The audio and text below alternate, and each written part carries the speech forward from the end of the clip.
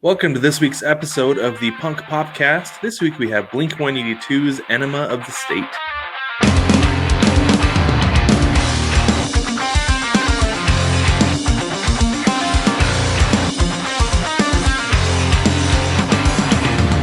Welcome to this week's episode of the Punk Popcast. I am Brad, and as per usual, as always, I'm joined by our guy Jason. Welcome, Jason. What's up?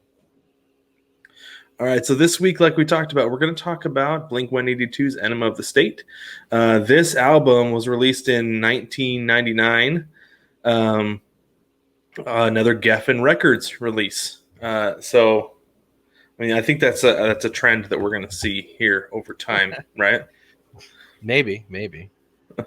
Mostly, so far, but I don't know. We'll see. Anyway, so this album to me was like really my first actual exposure to Blink-182. I don't know about you, Jason. Like I had a friend whose brother, when I was like 12, went and saw Blink on the Dude Ranch tour, and he was like in high school or something like that, and he told us about this band Blink-182, and we're like, what? And like I said, we were like 11, 12 at the time. My friend goes, "Oh, I'm not allowed to listen to it because there's swears." Like, okay, so I never listened to it. And then my sister came home with this one. I was like, this is fantastic and amazing in every single way. In 1999 and 2000, I was in 8th grade and playing JV basketball at my school. And my buddy and I listened to this song on the bus trip to every single away game. Every single one of them. And to say that it made us play better, I don't know, but I think it maybe did. So what's funny about you saying 8th grade is I was in 8th grade when I think this came out in like early 99, like spring 99-ish, I want to say. June. Okay. So it definitely makes me think of 8th grade. No, this would have been the end of 8th grade, but it puts me in that like 14, 15-year-old mindset. When I mean, even listening to it today as a 36-year-old, it instantly reminded me of being that young. And there are songs on this album that I'm listening to, and I'm like, oh my God, yes, it captures that mindset very well for some reason. It does, and I feel like there are some albums like this that don't age well, that like as you get older, it's kind of like, yeah, okay, that was nice. You know, like for one, I listened to a lot of Limp Bizkit in like 9th grade. Yeah, 9th grade, 8th or 9th grade, something like that. We were all there. And and I know. And have you turned it on since then? No. Well, don't. Okay. I'll tell you now, it doesn't age well. I lie. It really doesn't. I lie. I feel like this is not the Limp Bizkit episode, but I feel like $3 Bill Y'all. God, that's such an awful title. I feel like that album stands up better than anything after it. Like once they became like on TRL and Fred singing with Christina Aguilera, like everything was all about getting a hit. Whereas like their first album, I mean, other than Faith, who thought that album was going to do anything? And then it launched. Yeah. It launched a guy who now looks like he drives a creepy van with candy in it. I don't know if you saw that picture of him recently. No, I try to avoid everything. His hair's grown out, and he has like a Hulk Hogan Fu Manchu, and oh no, it's real creepy looking. Oh, that does sound awfully creepy. But anyway, back to Blink-182. This album to me, it holds up. It's every track on it is like so good. And I went into my preparation for this week, quote unquote preparation, such that we do, you know, thinking I know this album frontwards and backwards, and the only area I struggle is I don't know the names of all the songs, which I don't. I'll be honest with you, because especially at that time when we were listening to burned copies of CDs and mixed CDs, like you're probably not going to know the order of a CD. You're not going to know all the names of the CDs because you don't have the track list in front of you. But I still knew every word to every single song, and it was awesome. I probably listened to it 4 times this week, and I loved every minute of it. It's outstanding. But that being said, should we go ahead and get into our first single off this album, Jason? Absolutely. Let's do this. All right. So the first single we were graced with off of Enema of the State was "What's My Age Again." Now, great song. I don't know if when you were 23, if you listened to the song on repeat for an entire year. I did, because that was my 23rd birthday. We called it our "What's My Age Again" birthday, and everybody since then I've told the same thing, like, "Hey, it's your What's My Age Again birthday." But I think this week was the first time I ever watched the video, like start to finish. What? This was the time in my house when MTV was behind, like the code was like locked, because my parents, no, I think V-chip. specifically because of this video, right? So like you had to put in the code. I had one sister who had the patience to go through and 001, 002 up to the code being like 765 and figure it out. Let us know, then we can go watch MTV. but this video was about that time that we had that going on in our house. So this week was the first time I watched the video, and it was interesting to say the least. So one of the things in preparation for this episode that I thought was really interesting about this song was that the original title was Peter Pan Complex, which makes so much sense. Yeah, it does. Yeah, it's especially, well, it's funny too, like looking at them in that video, how young they are, just from the video itself onto the next video, onto I think Adam's song was next, right? Was that the next video? My what did I say on my show? My Mandela effect memory wants me to say that it's All the Small Things that's next. But you're right, it could be Adam's song. Either way, the jump in like how much they aged between the two videos was insane. It was absolutely crazy to me to like look at them and be like, they look like they're 17 in What's My Age Again, and then actually look like they're in their early 20s in the other. Which I know not that much time passed, but it was crazy. It was crazy to see. Yeah. But I do remember though, walking around singing the the lyrics to this song, and especially like the state looks down on sodomy. What the hell is ADD? Just stuff like that. Like not knowing what everything was at the time. Then like looking back, like I can't believe that like so many of us were walking around our middle school hallways singing that song so loud that we were allowed to continue to go to school. Right.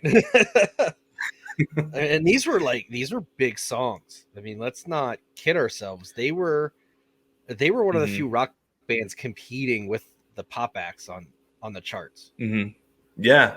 And I think on that note, I mean, let's go ahead and jump on over to All the Small Things, because that music video, I loved everything about it, because I hated the Backstreet Boys, NSYNC. I hated all the boy bands at the time because my sisters were listening to them on repeat, and I just like, God, it's so bad. And now that I'm old, I'm like, yeah, it's not so bad.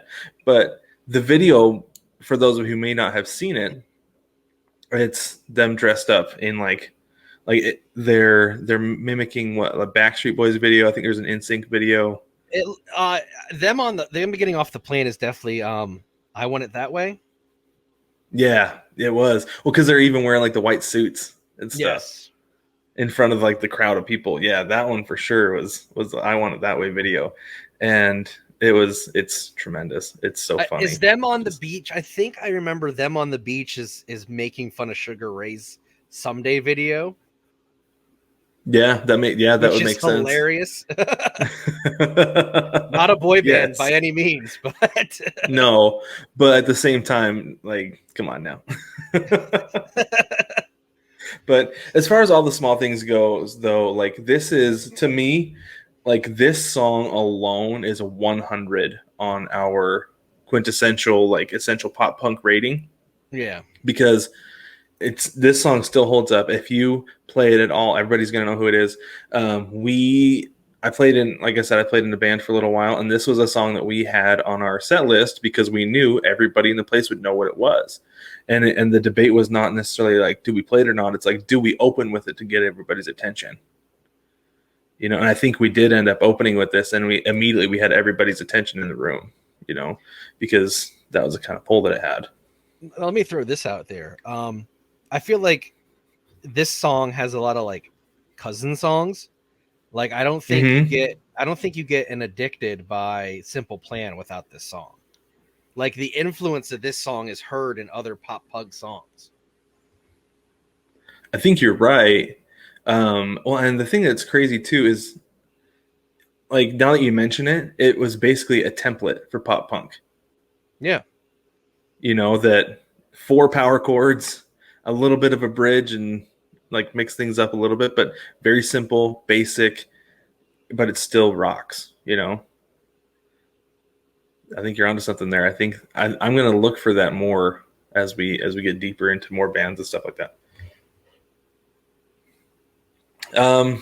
Let's go with the next one. Let's save Adam's song just because I feel like there's so much to that one. But before we take a break, let's talk about Wendy Clear. So this, to me, it's kind of a random song, I'll be honest with you. Like when we were going through picking what songs we wanted to talk about, I went through and I was skipping through the tracks, and I was like, no, this is the one, Wendy Clear. And I think it's because for what, it's been 20 years, 22 years since this album came out. 22. Ugh. 22. For a solid 19, this song has been stuck in my head. Okay. The chorus of this song. I play with fire to break the ice. I play with a nuclear device. What is it? Do I want what I can't get? Yeah. Yeah, you know, but, and of course now when the pressure's on, I can't say it for you, even though like I seriously sing this song on a daily basis and I love everything about it. Like there's some songs I'll smack my head to get the earworm out, but this is one that I've just kind of allowed to live there rent free because I love it so much. It's so good. What I thought was really interesting in coming back and listening to this full album again for the first time in a long time and doing research, is that this is named after Hoppus's boat. He had a boat named Wendy. Of course he did. That's awesome. I love it. And you know, I think I've heard that once before, that it is named after his boat, not necessarily anybody in particular, but it's the boat. That's awesome. But that's such a Blink, like that just makes sense. In all honesty, it is.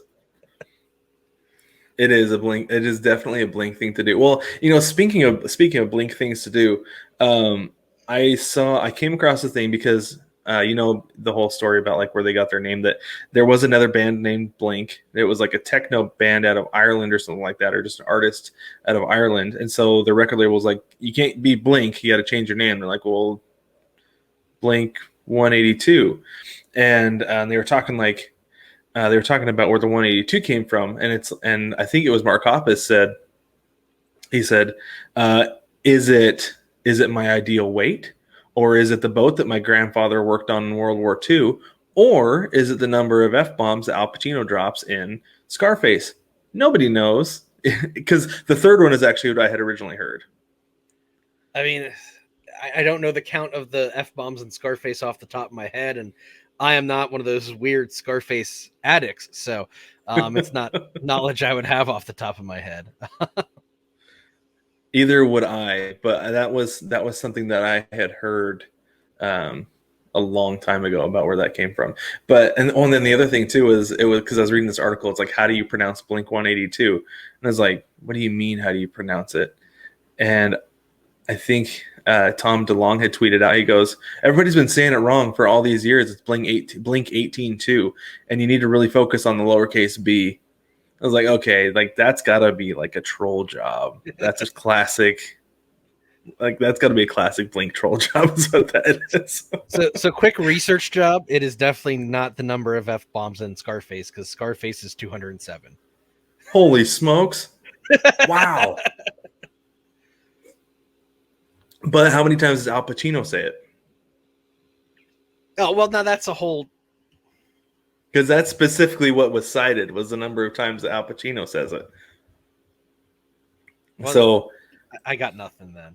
I mean, at that point, there's only 25 others, and that seems pretty low. But I don't know. I haven't seen Scarface in a long time, so I wouldn't. And I didn't have my clicker, the tally. But maybe that's something to do this week. I don't know. We'll see. But anyway, let's go ahead and take a quick break. When we get back, we're going to talk about 3 more of our favorite tracks off of Enema of the State. 9+ Us presents the Baseball Together podcast with your hosts, Blackjack Brad and Kansas City Little Big Briggy Blue Eyes. Weekly episodes for the entire baseball family where we talk all baseball all the time. Available on all your favorite podcast apps and on YouTube. Come join our baseball family where we do baseball together. I'm Jason. And I'm David, and we're the hosts of the Non-North Sports Podcast. We're the home of sports talk for everyone. Join us bi-weekly as we talk about the happenings in sports. You can find the Non-North Sports Podcast on Anchor.fm, Apple Podcasts, Spotify, Stitcher, and wherever else you find your podcasts. Welcome back to the Punk Popcast. Like I said, we are talking about Blink-182's Enema of the State today. Now, let's just go back to the very beginning. Let's go back to the very beginning of this album. Jason, let's talk about Dumpweed. What was your first impression when you first heard the intro to this song? Like the first time you heard it? The first time I heard it, let's see, so I was 14. I literally had no idea what he was singing about. I could not relate to it whatsoever. And then as you got older, we could all relate. Listening to it again this week, definitely to me perfectly describes like a high school relationship. Yeah, it does. It really does. So, okay, let's go back just for a second. Let's go back to a few weeks ago when I was telling you about that Newfound Glory concert, right? That girl who broke up with me after. So a few months later, she had approached me, and I think I've told you the story, Jason. We had run into each other. She had explained some stuff about how things ended. I said, okay, whatever, I'm over it. And then she said, do you think we could give it another shot? And I said, no. And so then I went and told my friends, like, you guys, I have a story for you. I told them, and my buddy goes, dude, she was hot. And I go, yeah, but she was crazy. The classic response to a girl who's broken up with you. And it was this song, like, hit so hard after that. I was like, I get it. I get it so well now. I understand it. Yeah. Oh man. But one of the things about this song, so I actually had the guitar book for this entire album. And cool. And I really liked the intro, the guitar part for the intro of this song, because it was just fun. It was fun to play. It was kind of like, I don't know, your hand is kind of bouncing all over the place. It was fun to play, but then you get to that, the hammer on pull offs, whatever part. And Jason, the satisfaction when I finally had that part nailed down and could play it in sync with like transition from the intro to that into the verse and the chorus, to be able to play the whole song along with the CD, was like, I was like in heaven. It was the most amazing thing. And because of that, this song is another one that's kind of like sat in a special place with me, because I put in so much hard work to get there that I was really happy with it, really excited. But I feel like Dumpweed is a good start to any album. You're a big fan of the opening song, so I am, and I feel like you have to start strong, right? That is the general belief, yes. I mean, and I feel like a lot of times they do pretty good with it. There are some albums, like there are a couple Fall Out Boy albums where I can contest that, like, yeah, you could have gone somewhere else with that, or like the spoken word intros to an album really don't do it for me, because they don't really hit. And this one didn't punch you in the face like Sticks and Stones did, right? So like this is more to me. To me, it's more of like just like a catchy intro. Go ahead. Sidebarring here on the opening album thing. I've always liked AFI always has like this little like minute and a half like chant or teaser. Like I love that they do that. It's one of the things that they do that I always enjoy on their albums. They do, but they do it well because there's something that goes along with it, right? Like it's not like, gosh, there's somewhere it's just somebody talking, where it's just like an intro of like somebody speaking, and it's like, okay, you're boring me. Or like I think May, the beginning of their album, is just like a mashup of all their songs just pressed on top of each other. And quite honestly, it's too much of like a cacophony that it bugs me, so I have to skip over it. Right. Like the first time I heard it, I was like, okay, that's cool, but I can't listen. It's cool the first time, but I can't do it after that. So I feel like there are cool things you can do that don't hold up, don't stick. But like I think you're right, AFI does it well. This was a perfect intro to an album, though, with that opening guitar riff, in my opinion. All right, let's go to Mutt. Let's talk Mutt. Okay. So I thought this was an important one to talk about because I think I'm going to assume our core listenership is between like 30 and 40. Yeah, I'm assuming it's probably so. and we all have probably seen American Pie. And this song plays in American Pie, and the band is in American Pie in the scene this song plays. So I feel like it's one of those songs you can't overlook because of the pop culture importance it had at the time. Mm-hmm. And so for me, like, I'll be honest with you, Jason, I never saw American Pie. It's not exactly a great movie. That's what I understand. Like from what I was told as like an eighth grader, was like, you gotta see it, man. You gotta see it. And I was like, yeah, okay. That's not what I'm gonna be able to watch with my mom walking in the room, because that's how it goes when you're watching movies at that age. But no, for me, it was like the first line. He pauses shaving and tells himself that he is the bomb. I always loved that line, because there were guys I knew in high school. It's like that's like him, like yeah, the bomb, man. And I mean, it's just like it was always so funny, and just go ahead. I can tell you right now, I can picture the guys like. So we're talking like late 1999 when everyone was dyeing their hair an awful color blonde, popping like two collars. No, it was summer, so it was bad dyed blonde hair, a gold chain, and like God, I hate using this term, a wife beater. Yeah, you're right. That was like the look of 98 and 99 with like some Adidas pants and yeah, you are. Yeah, you're right. that is the guy. It is the guy. And I knew so many of them. I knew so many of that guy, that particular guy. There was like a whole clique of them. And that was one reason that every time I get to that first, like that opening verse, I just laugh, because I'm like, yeah, I know that guy. I know a whole bunch of that guy. So this song was written about a pro surfer that Tom lived with. It wasn't Kelly Slater, was it? It was not Kelly Slater. But how crazy! Like, this song's ridiculous. Let's be honest. It is ridiculous, and it's hilarious. It's so funny. There's a line that says he took the seat off his own bike because of the way that it felt, and this song is based on a real person.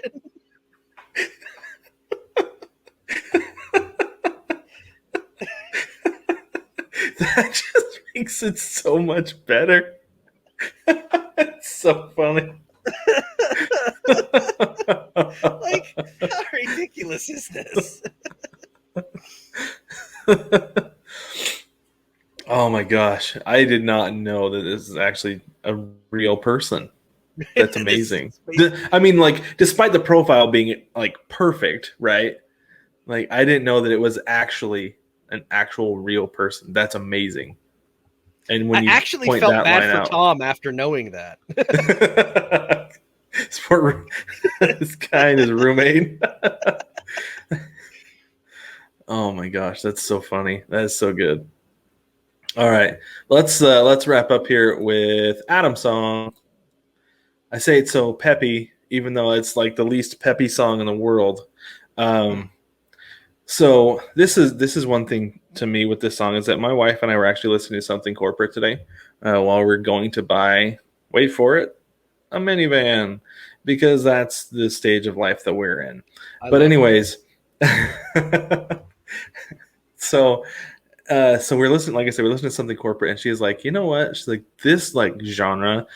She's like, the kids now, I don't know. She's like, I don't know what they do. I don't know what they listen to. I don't know who they have, besides Taylor Swift. She's like, because everything about this genre, she's like, it validates you. It validates the way that you feel. And that's why our age group was drawn to it, right?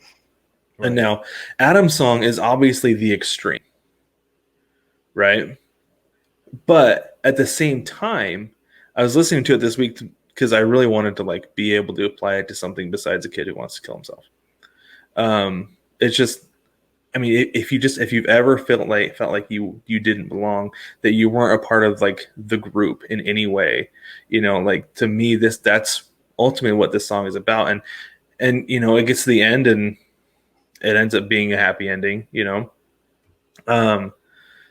and so that's one of the big things with me with this song is I think that's why it hit so hard with every single one of us, despite like I talked about before, the intro to the song. The guitar parts in this song are amazing.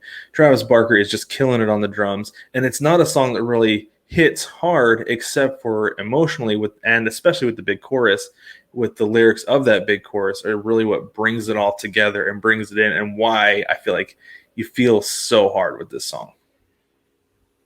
Oh boy, it's about to get heavy. So, when I was a freshman in high school, I got bullied pretty hard. Mm-hmm. It was a new kid who had a bit of a reputation as a high school wrestler. Just pretty much was a jerk, and he bullied me pretty hard. And this song it helped get me through to some degree. Little did I know at 15 that I would understand the final part of the song years later. But I understood that song to some degree, and it sounds really weird now as a 36-year-old saying that. But this was a big song for me at that time. Yeah. And like I said, I think that it was for a lot of us. I mean, even the people who felt like they had like everything with like the big group of friends and like the popular crowd and stuff, like I think that there was a degree of this song that spoke to everybody, because part of teenage angst is not knowing how you fit in and not knowing your role. Like I always joke with my wife talking about how I was like, you were so popular, you would not have hung out with me in high school, like ever, but then she kind of always counters with like, well, I didn't like really like my group of friends. They were just there as convenient. So I wonder how many more kids in high school would have really related to this song on the same level as those of us who maybe didn't have a big group of friends or were getting bullied, things like that. That's why it was such a popular song, because it spoke to so many people on so many different levels, so I don't know. I feel like it was an important song, like I said, the message, especially at the end, right? Yeah. So so quick ending here. I ended up punching him. Nice.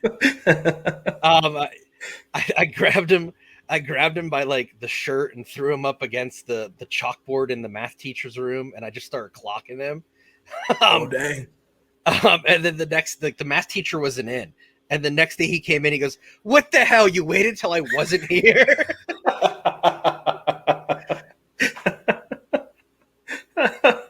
So I couldn't tell that first part without having to have that final part. I like it. I like it a lot. That's good. That's awesome. All right. Well, so that is Enema of the State. I think actually, like, I don't know if we even need to like collaborate on this, Jason, but no, I think to me that it's a 100. Yeah. Definitely a 100. I've said it before. I say it all the time. The Blink-182 is the Beatles of our generation. They set the standard. They set the sound. They set the sound. They laid out the template for everybody going forward to be successful and draw in an audience.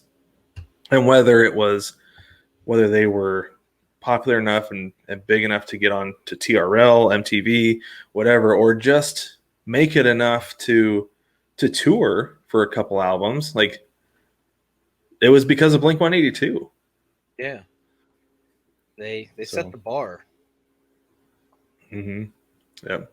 Definitely. They made it so you could be successful playing 3-note power chords. Who'd have thunk?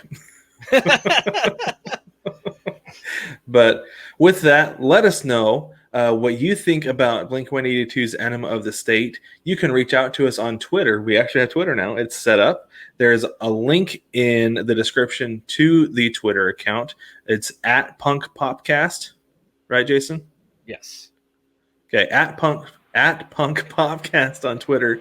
And in the description for every episode, I'm going to put a link to the album on Spotify, as well as a link to our theme song, thanks to my buddy Derek Osaresis of Kid Picked Last. The name of the song is Meant for More.